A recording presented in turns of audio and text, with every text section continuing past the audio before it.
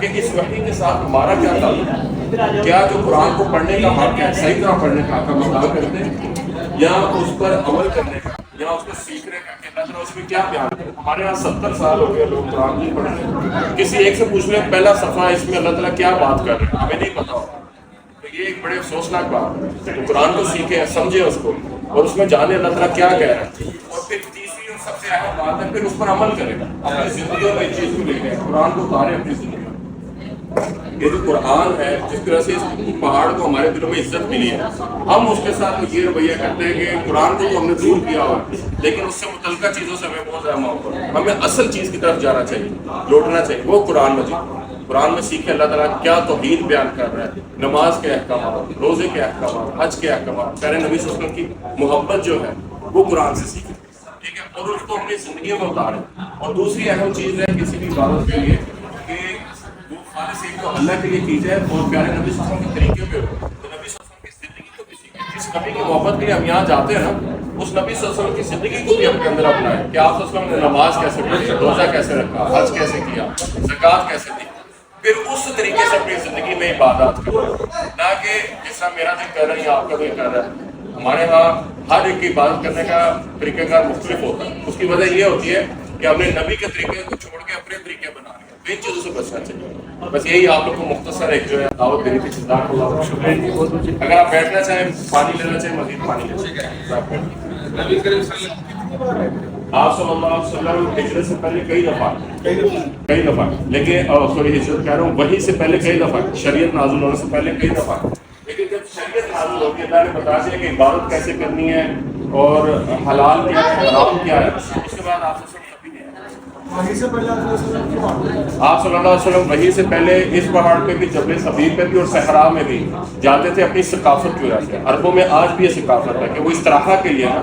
وہ کسی جگہ، جس طرح ہم لوگ بچوں کو پارک لے کے جاتے ہیں، ٹھیک ہے،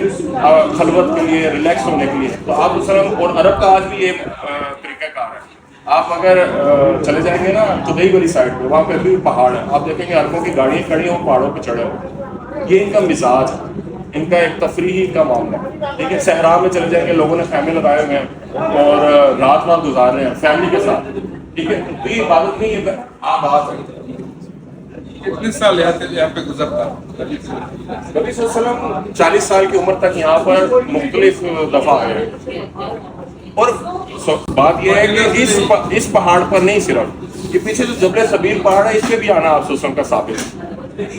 یہ کیا کوئی بندگی کے لیے مراقبہ مشاہدہ؟ نہیں، کوئی ایسی بات نہیں، صرف ریلیکس ایک ثقافت کا حصہ تھا۔ تو اتنے سال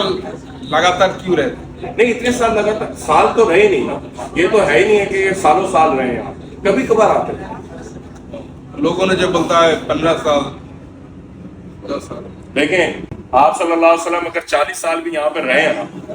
ہم 15 سال کی اس بحث میں جاتے ہیں کتنی دیر رہے ہیں، ہم یہ کہتے ہیں آپ صلی اللہ علیہ وسلم نے مثال کے طور پہ 40 سال یہیں پہ رہے، مکہ میں رہے نہیں، ادھر ہی رہے، لیکن شریعت نازل ہونے کے بعد آپ صلی اللہ علیہ وسلم ایک دفعہ بھی نہیں آئے۔ جب اللہ کا حکم آ گیا، جس کو ہم عبادت کہتے ہیں نا، عبادت کہتے ہیں، عبادت آنے کے بعد، عبادت کے حکم آنے کے بعد آپ صلی اللہ علیہ وسلم اپنی پوری زندگی یہاں پر نہیں آئے،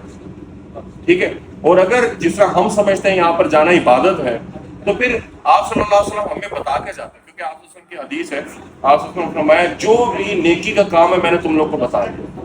اور جو بھی گناہ کا کام ہے اس سے میں نے تم لوگ کو روک دیا۔ اب اگر ہم اپنے طور پہ کہیں کہ یہ کام نیکی کا نبی صلی اللہ علیہ وسلم نے تو ہمیں نہیں بتایا، تو ہم کیا کہہ رہے ہیں؟ نبی صلی اللہ علیہ وسلم سے آگے بڑھ رہے ہیں۔ اور یہی وجہ ہے کہ جو آپ کی پیروی کرنے والے سب سے زیادہ لوگ تھے وہ کون تھے؟ ابو بکر، عمر، عثمان، علی رضی اللہ عنہ، وہ اپنی پوری زندگی میں یہاں پہ نہیں آئے۔ تو اگر نیکی کا کام ہوتا ہے تو وہ ہم سے زیادہ محبت کرنے والے، ہم سے زیادہ آپ کی پیروی کرنے والے، ہاں، لیکن ایک آدمی جیسے ہم لوگ ہیں، آپ ہیں، محبت میں تاریخی ایک موقف کو سیکھنا چاہتے ہیں، جانا چاہتے ہیں، جا سکتے ہیں، کوئی مسئلہ نہیں۔ یعنی یہ اللہ معاف کرے، ایسا نہیں میں کہہ رہا ہوں کہ آپ جو جا رہے ہیں غلط کر رہے ہیں، گناہ کا کام کر رہے ہیں، ایسا نہیں ہے، لیکن عبادت نہیں، عبادت نہیں، تو یہ تھوڑا فرق ہے، بس یہ سمجھانا۔ ٹھیک ہے، جزاک اللہ۔